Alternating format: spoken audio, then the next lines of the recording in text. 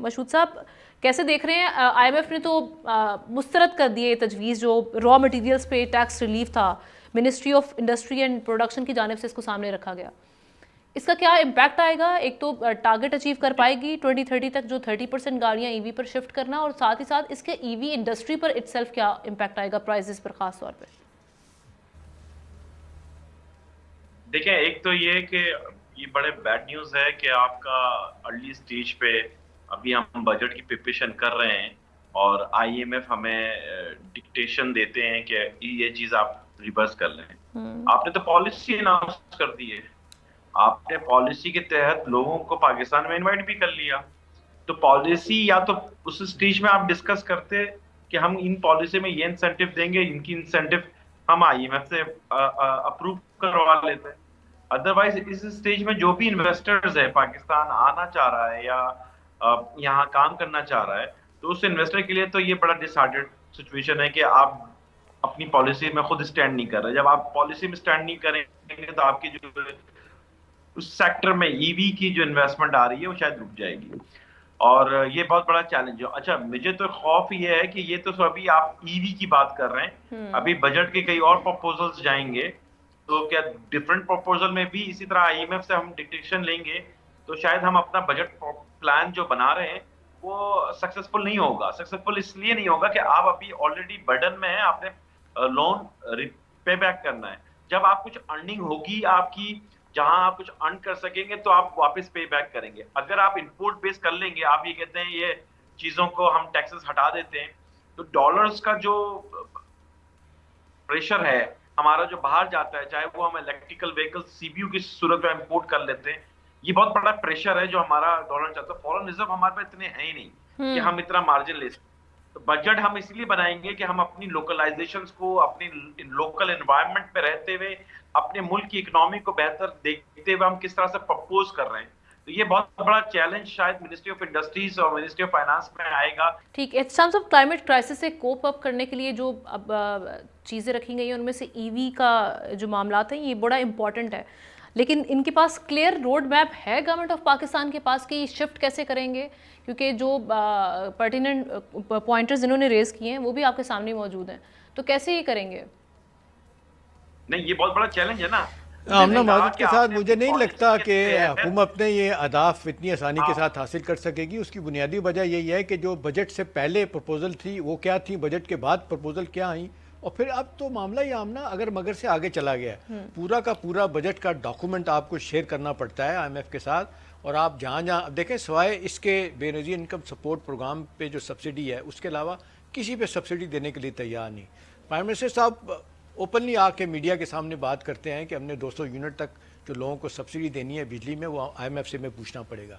तो देखें, ये गलती तो मैं समझता हूँ कि ये मिनिस्ट्री ऑफ फाइनेंस की, कॉमर्स की है, जिनको चाहिए था कि आपने ये जो एक छूट दी थी कि जी इनके कंपोनेंट पे हम उसमें इतने % छूट, सेल टैक्स की छूट होगी, आपने ये डिस्कस करनी थी पहले आईएमएफ के साथ। और फिर आपको याद है आमना कि जिस वक्त बजट पेश किया गया था उससे पहले इन्होंने इलेक्ट्रिक व्हीकल पे 3 साल की आपने देखा कि छूट दी हुई थी, टैक्स हॉलीडे किया हुआ था। टोयोटा कंपनी ने $150 मिलियन इन्वेस्ट किया इसके ऊपर, और बजट में क्या हुआ, ये बजट से पहले की बात है, बजट में और फिर इन गाड़ियों पर टैक्स लग गया।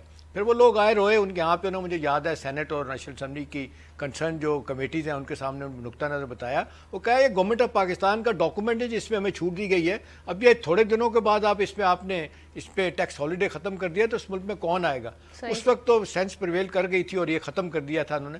लेकिन अब सवाल ये है कि आईएमएफ तो हर जगह एतराज़ कर रहा है। असल मसला आमना जो अब हुकूमत के लिए मुश्किल पेश आ रही है ना, वो ये कि ये आपने 13 ट्रिलियन रुपीज़ का जो हदफ है ये रेवेन्यू का, ये पूरा नहीं हो रहा। तो जब पूरा नहीं हो रहा तो आईएमएफ कहता है कि जी ठीक है, आप बताएं आप क्या करेंगे। अभी देख लें, पहले 7 माह के मौजूदा माली साल के तकरीबन 400 अरब से ज़्यादा का आपका ये शॉर्टफॉल आ चुका है। तो इसलिए ये बार बार आईएमएफ जो इनसे कहता है कि जी आप बताएं, आप खुद हमसे चीज़ें तय करते हैं कि ये हमने प्लान, आपने क्यों हमने 40% रेवेन्यू इंक्रीज़ करके बताया जबकि लोग कहते थे पोटेंशियल नहीं है, हमें नहीं करना चाहिए। अब आप आए दिन बात करते हैं कि जी इसको रेवेन्यू का जो साइज़ है इसको नीचे की सतह पे लेके जाया जाएगा और आईएमएफ से पूछा जाएगा कि किस तरह हम इसको डाउनवर्ड रिवाइज करें। तो ये भी उसी का एक हिस्सा है।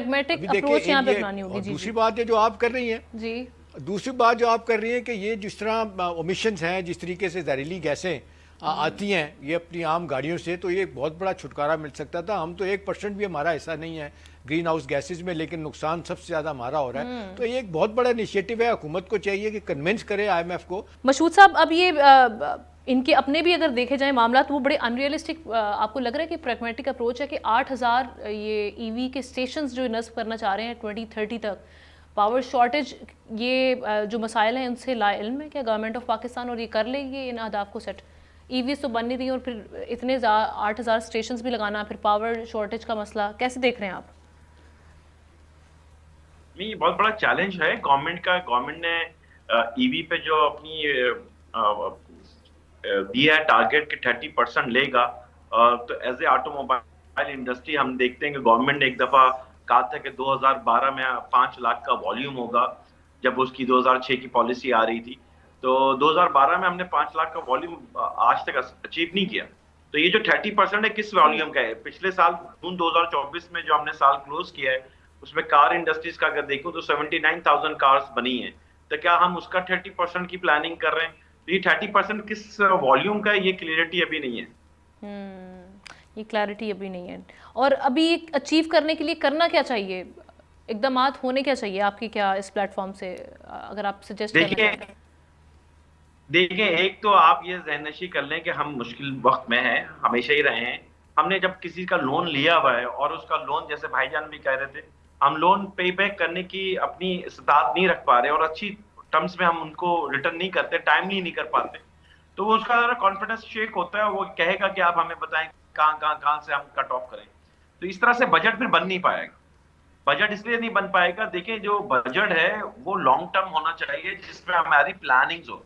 हम किसी लोकल बिजनेसमैन को भी आप कहेंगे यार फला पॉलिसी में दे रहा हूं, इसमें तुम इन्वेस्ट करो, और वो करे, और 4 महीने के बाद आप कहेंगे नहीं नहीं नहीं, ये हम पॉलिसी चेंज कर रहे हैं। देखिए, एक इंडस्ट्रियलिस्ट अपनी पॉलिसी की बेसिस पे इन्वेस्टमेंट करता है। होने के बाद ही हुकूमत जो टैक्स हॉलिडे मुख्तलिफ किस्म के देती है, सब्सिडीज अनाउंस कर देती है, वो हुकूमत को नहीं करनी चाहिए। अब तो बड़ा वाज़ेह तौर पे लोगों ने कह दिया कि IMF के प्रोग्राम में आने के बाद हम जिसको कहते हैं फ्री एजेंट नहीं रहे, अपनी मर्जी नहीं कर सकते। तो ये सही कह रहे हैं कि अगर यही हालत रही तो कोई इन्वेस्टमेंट करेगा इस सेक्टर में, कौन आएगा? जो हम कहते हैं बहुत बड़ा पोटेंशियल है इसमें। तो मेरा ख्याल है हुकूमत को चाहिए कि ना वक्त पे फैसले करे और IMF के साथ निगोशिएट बेहतर तरीके से करे मामलात को, ताकि जिन चीज़ों पर हुकूमत का ख्याल है कि हमें फ़ायदा हो सकता है पब्लिक को भी और क्लाइमेट चेंज के हवाले से भी, तो वो होना चाहिए।